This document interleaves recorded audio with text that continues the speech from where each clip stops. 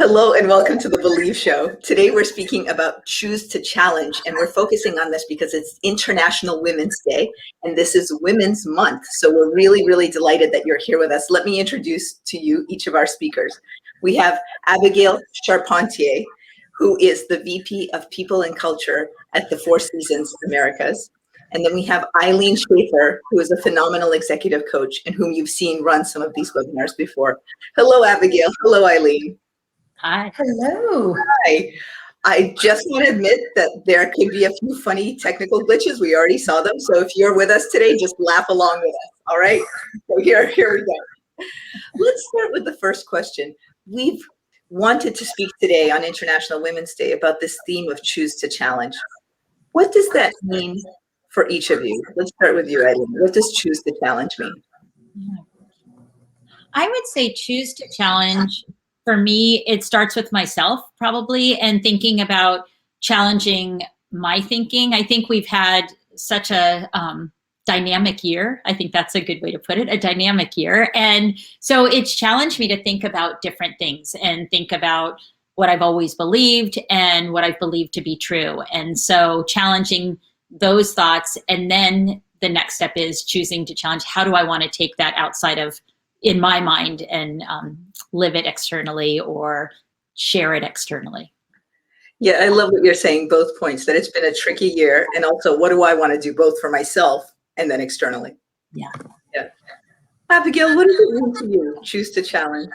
It's interesting because I had a fairly similar thought process as Ilene, and I was talking with my team this morning, and it seems like we're particularly reflective right now on International Women's Day as we mark a year of the pandemic, being in our lives, certainly in the U.S. and with the declaration of the global pandemic status, and then also in the U.S. as the George Floyd murder trial comes to start. It seems like some major things from this past year are all kind of coming up in key milestones. So I think it has pushed that reflection, particularly right now.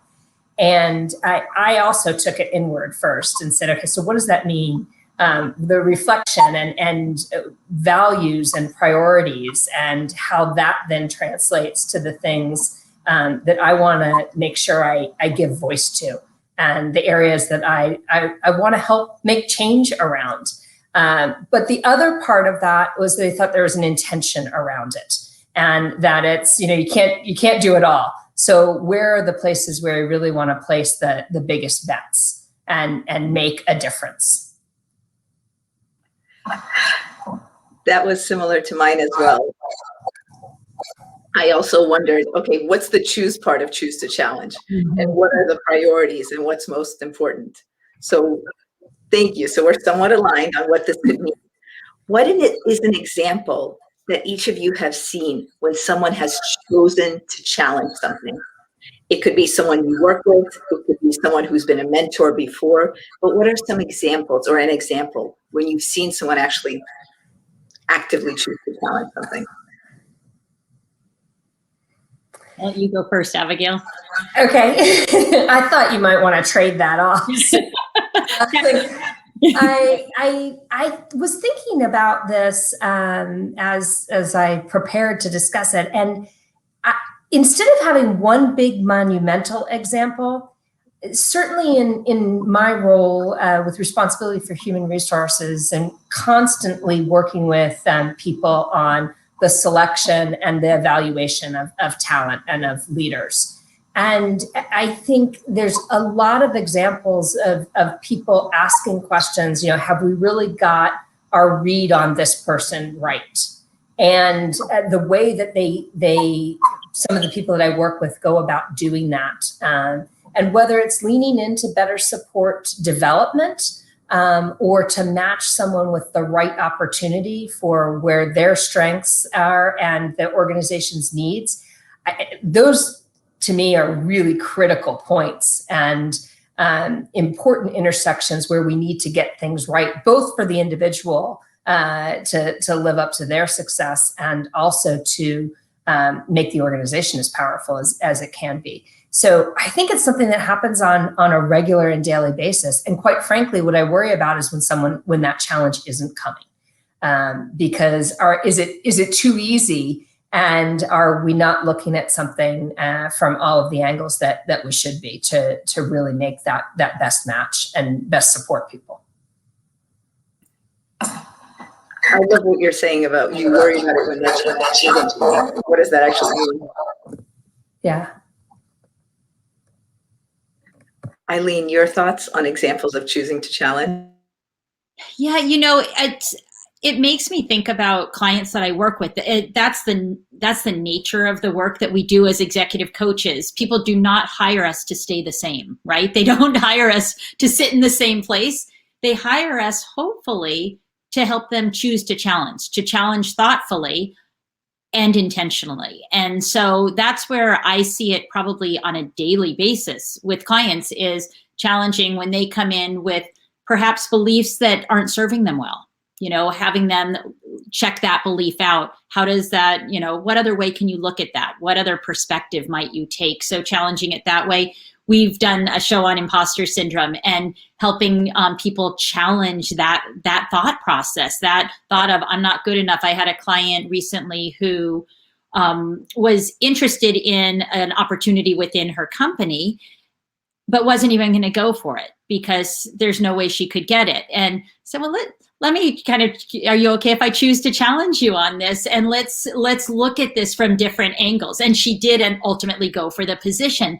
But that's where I see it in my daily work, is with people of, we can become almost a historical memory of, well, if, a month ago you told me this and today you're saying this. So I'm just going to let you sit with that and challenge, how would you like to challenge yourself around this? So that's where it shows up for me in my work. I love that. I also love that we have different angles on this. So Abigail is saying when choosing to challenge is not there, that can be an issue.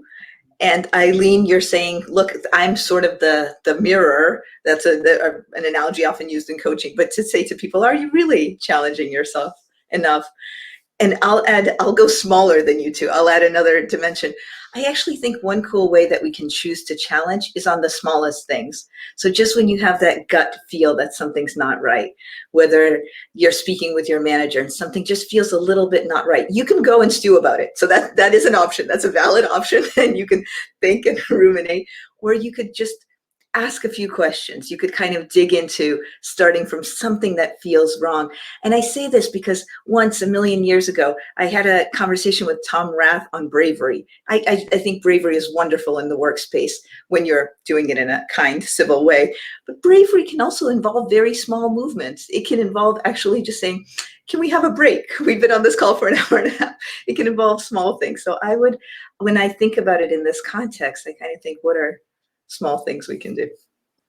I like that, Senya, because oftentimes even just the word challenge can create some angst for people, right? If it can bring up past times where you've either been challenged or it feels confrontational. We can have all these notions around what it even means. So that's the other thing, is what is your definition of choosing to challenge? What does challenge look like for you? And so I love what you're talking about, because it's a whole different way to look at it. It's what's one tiny thing that I can maybe look at or do differently, or have a different perspective. And I think that's really important, because two things. First of all, it's not always bad. It doesn't have to be confrontational. And by the way, confrontation is not always bad. Sometimes we need that conflict to work through and to come to better solutions. Again, I worry when everyone's just getting along. Like, okay, so what are you not saying in the interest of being nice? And I think there's lots of ways to challenge, even if you're not being confrontational, but it can still be a positive thing. And then, Senya, as you were saying, the ripples from that one small thing that you do can just be exponential. And where they touch the shores much later on, you may never know about, but it started with that one small change that you made. Give a quick example from last week. Last Friday was Employee Appreciation Day. Still not entirely sure according to who, but it has at least been in the US Employee Appreciation Day. It was March 5th this year. And I sent some things to my team. And one of the things I sent was a token encouraging them, thanking them for their time and encouraging them to pass it on. And in talking with a portion of my team this morning, she told me she had shared it with her sister, who has a family business, and said, oh my goodness, I have to run out and get flowers and chocolates for everyone and make sure I tell the team that they've been appreciated. So little did I know when I mailed that little card to someone here in Texas that it was going to ultimately or have some effect on someone all the way across the ocean.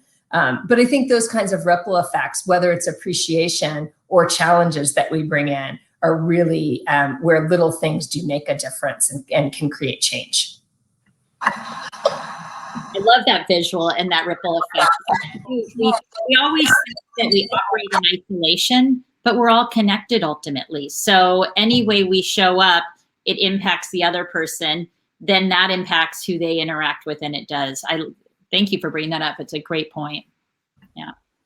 Yeah, same, Abigail, thank you, because what if we're doing it right now? What if by talking about choose to challenge, the people who are with us think just a little bit more of what can I do? That leads me to the next question, and I'm so glad you two are here to ask it. I tend to be a more action-focused person. I just like to do what can I do? I'm glad to think about my mindset, but I want to know what can I do? If someone wants to choose to challenge at their workspace, in their home, what are some of the first actions they can take? Let's go to Ilene first on this one. Yeah, this actually reminds me of a story with a client of mine. And I think one of the first ways that I always, when I'm working with somebody, is helping them think, how can I be most effective in what I'm trying to achieve? And so we had talked through this. She had been promoted within her same group. So she was now the manager of her previous team, which creates its own dynamics. And she had a few people who kind of were not necessarily wanting her to get this position. And so being able to kind of almost challenge their thoughts on that, but in a way that brought them on board. And so she really beautifully brought everybody in. And the way she chose to challenge was meeting with each one separately and really having that connection and finding out what's important to them and how can they work together. And so I think when you choose to challenge, you must choose to listen first. And that's a piece that we often forget. I know I forget, right? And so she chose to bring them in and listen as she was kind of hopefully challenging their notion. Speed ahead, we're a few years out. Her team loves her. They are crushing it on every sales goal and everything. So they're thrilled. She just literally told me she had a conversation with one of the biggest thorns. And he said, I so appreciate you. I appreciate what you've brought to our team, how you have challenged me to bring my best self even higher than I thought was possible. So it is that creating relationship first, and then I'll stop there.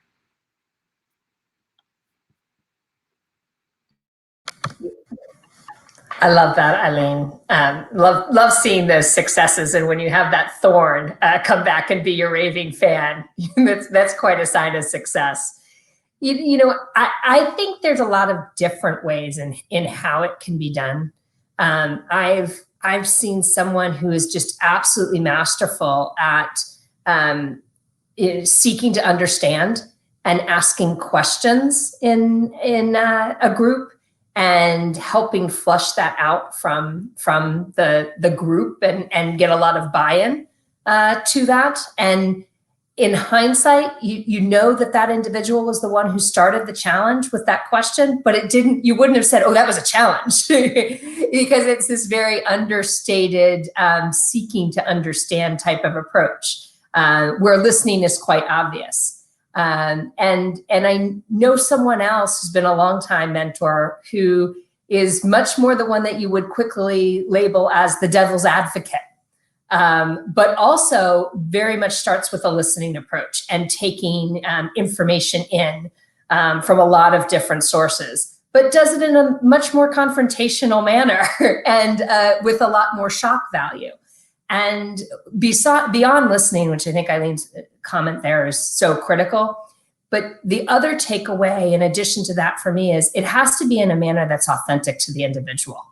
And it has to be something that's natural to them. So whether it's that seeking to understand, whether it's the shock value, devil's advocate, whether it's using humor, any of those ways can be approached, can be productive, but it has to be authentic to the individual. Well, I would add on to that, Abigail, that those same qualities, you want to make sure that, and we talk a lot about this in our team meetings with SVC, is that social emotional connection, and with the other people who you're working with. So if you are going to come in as the devil's advocate or, come barreling through, if that's the dynamic and the energy of the group that you're working with, it could work well. However, it could turn off. So knowing who's my authentic self and also read the room, if that makes sense. I think that plays well into these really invaluable points that you're bringing up. I don't even want to say anything. I'm really liking what you two are saying. I'm just thinking the how of choose to challenge. So completely agree. Listen, figure out how to question. That's another thing you said, Abigail. Decide if you're more of a conflict or more of an open, when both can be great, type of situation. I don't really have an immediate thing to add. I think that listening is really important. Maybe finding out, maybe a why kind of direction. So finding out why people are very important, think something is very important, whether a decision or something else, because then it's like you two have said, it's asking questions. But I think the why sometimes gets me to a place where we can challenge on the same basis, or we have the same foundation once we really recognize what that is. I'm open to more and more suggestions. I think it's hard to choose to challenge. So the more we can give ideas to people. Yeah, I talked to Vanessa, who's on our team, and Senya you've seen her on the webinars too. She's an expert in DEI, and I talked to her right before our show, and I said, you are constantly being asked to come into organizations and asking people to choose to challenge. And what are your thoughts on this? And how do you go about it?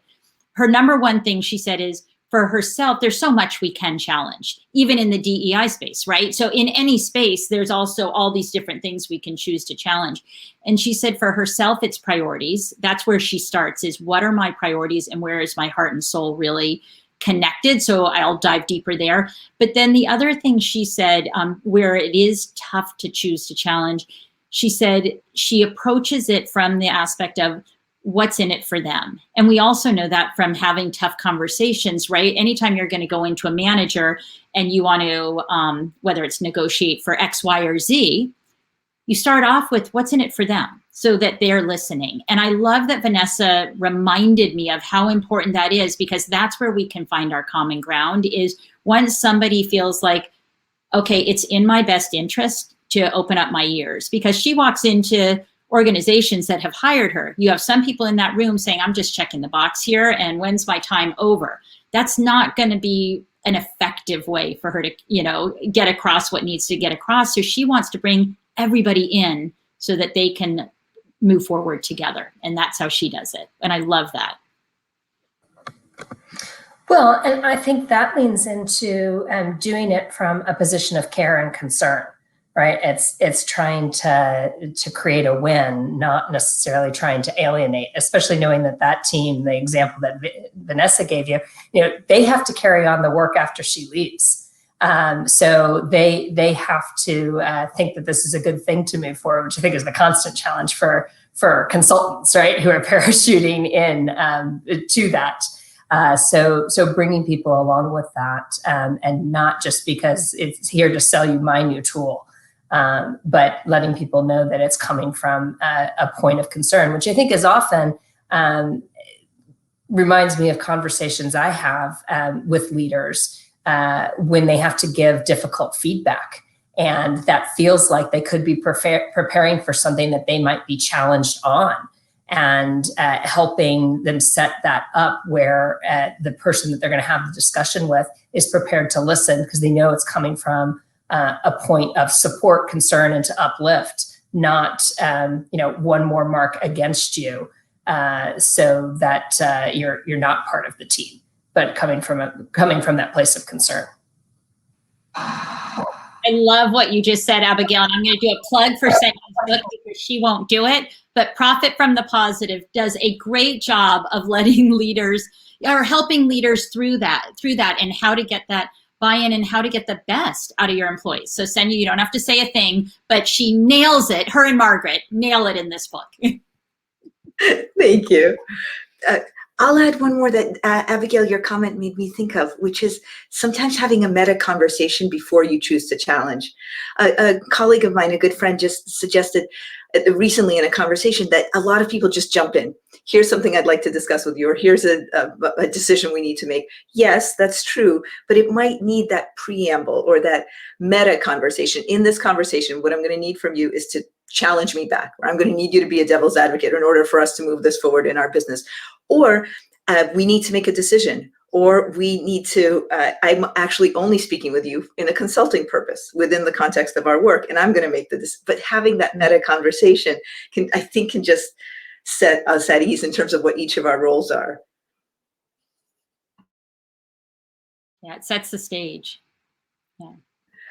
It is shocking the last time we were on as well. We're getting close to the end.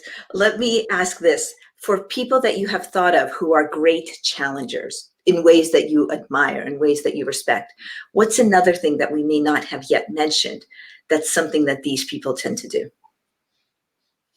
I'm going to use my 17-year-old daughter because I asked her, I was telling Abigail and Senya before the show, I feel like the generation coming up is really doing a great job at challenging particularly societal norms, what we've always just done and gone through the motions. So I asked her what she challenged a classmate, a boy in her class, who said police brutality doesn't exist.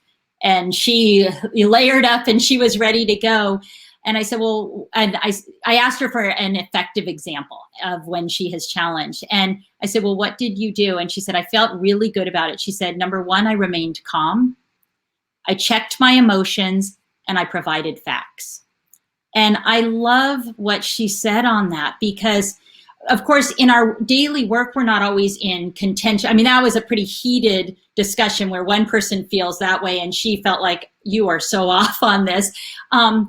We don't always get that at work. Sometimes we do, though. I have, clients who end up in those kind of high energy conflict. And so I like just remain calm, check your emotions, and provide facts when all else fails. It's funny because as I think about that successful person, there's a lot of overlap. Now, I do have hope that you have provided me, Ilene, that my 11-year-old will mature to the point that your 17-year-old daughter has.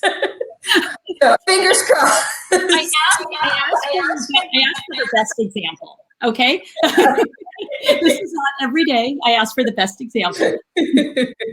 Well, it's a stellar one. And it does remind me outside of a parenting context of, the person, someone that I had previously worked with who always had the facts, the figures, the data to back up oftentimes emotional complaints or points where they thought service was breaking down. And this person that I worked with always had the numbers, knew her information, and was always prepared and could walk through diffusing the big emotional headlines that were grabbing attention with, I hear you. Let me give you a little more context about this. In the last 6 months, we've handled this many calls. This percentage has actually been dropped. This percentage has moved on. This percentage has been resolved, et cetera. Those kinds of things. And it was during a large transformational change in the organization on the service delivery model. So being able to say, we're not going to scuttle the whole thing because you've just had a bad experience, having those facts and figures and that data when we were being challenged and the new was being challenged was particularly critical. And she was masterful at that. He sounds masterful, just in the way that you're describing it, like just someone you would want to do business with. As you two were speaking, I thought of one example of somebody who, this might seem like a small action that he takes in every meeting at the beginning and at the end. He summarizes what we're about to do and what we're going to do and what we've done. And by that, he sets the agenda towards what he thinks is critical for the company and for his department. I've just really enjoyed watching that kind of, and that direction keeps going, meeting to meeting. There's that setting of direction.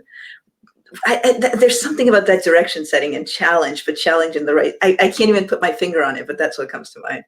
It's funny. I like that because it gives it calms the brain. The brain is not on edge wondering where you're going, right? So the brain can kind of exhale and go, okay, I know where we're going. And similarly, on both of those, this is kind of the bridge between what Abigail and you just said, which seems so different, but they're not. It's all about our brain, right? And how we digest experiences. And what we do know when we have, when kind of, if you want to call it our worry brain, that emotional brain gets an overdrive. When I'm working with a client and they're starting to get anxious about something, we talk about talking back to your thoughts. And we talk back to our thoughts with facts. And that's exactly what you're describing, your colleague did, and that calmed the group. And that's what you want to do with yourself too. When you're starting to get anxious about something, you talk back to yourself and these are the facts, and you remind yourself, okay, I actually am okay, you know. And it goes back to then, Senya, what you're talking about is when someone lays out that path, yeah, they're not wondering, oh gosh, are we going here, are we going there? And you're like, so instead you can exhale and get to calm. Well, and it's a really nice sort of hygiene practice to help remove the clutter that's in so many of our brains. And in case you did take a mini break from that meeting, oh no, okay, I'm right back on track with here's the things that we agreed to and what we're moving forward with. In addition to whatever shopping list was in the back of my head and to-do list. Because we're human. Exactly. That's what sorry. Go ahead, Senya, sorry. I was going to take us home with our last two questions, which is, what is a thought that you each would like to leave with the people who have been with us today? Let's start with Ilene. I've been thinking about one thing that I've chosen to challenge since I've started my practice, and it's something that in the spirit of Women's Day, Women's History Month, I started my practice because I think there's an unrealistic expectation of women to have it all and be perfectly balanced. And so I encourage everybody to choose to challenge the notion and the unrealistic, and I would say undesirable expectations of balance. And instead step back and think, how can my life feel fulfilled? And it might not look balanced, but it might be fulfilled. So choose to challenge that notion. That's great, Ilene. And you know, I've been thinking a lot about a quote that for years I've really appreciated from Madeleine Albright about how, you know, there's a special place in hell for women who don't help other women. And where I've held onto that for a long time, what I think about in the role that I have now is just how can I use my position and the opportunities that I have to really help make some things better and different, not just for women, but for others. And leaning into that opportunity that I have, and finding the ways where I can choose to challenge opportunities around equity and really just even access. So that's my choice. And I'll add that here we've given examples of people who we've seen who have been great at choosing to challenge. And I think everyone has those examples. It's just not a question that we ask ourselves. So I wonder if people can just think, who is a great example for me? And what's one thing they do that I might want to try? I think of, and Ilene knows this because we talk about this a lot in coaching as experiments, like trying on clothes. So what if I tried on this technique or this way? I just think we could expand our usual range. Okay, my last question, it'll go to Abigail first. Abigail, and then Ilene. Abigail, if you could snap your fingers and almost everyone in the world were to take some action, what would you like that to be? To just do it. not be afraid and just try it. What's the worst thing that can happen? I think your analogy about trying on clothes is great. And I'd encourage us to try that with our positive actions. Thank you. I think I'll piggyback. I love what you just said. Just do it. And then the thing that had come to my mind immediately, and I know we talk about this all the time, is self-compassion. Be compassionate towards yourself, be compassionate towards others while you're just doing it too. You know, so allow yourself to fly, fall, be kind to yourself, and pop back up and try it again. My snap my fingers action is going to be, I really like this phrase, choose to challenge. So maybe just put a post-it up for yourself, or just keep it in your mind, or send yourself an email every few days that just has a title, choose to challenge. I really like that you can make that choice. There's something that feels powerful about that. Abigail Charpentier, Ilene Schaffer, thank you so much for joining us today. Thank you very much. Thank you, everyone. Cheers to women. Tanya, thank you.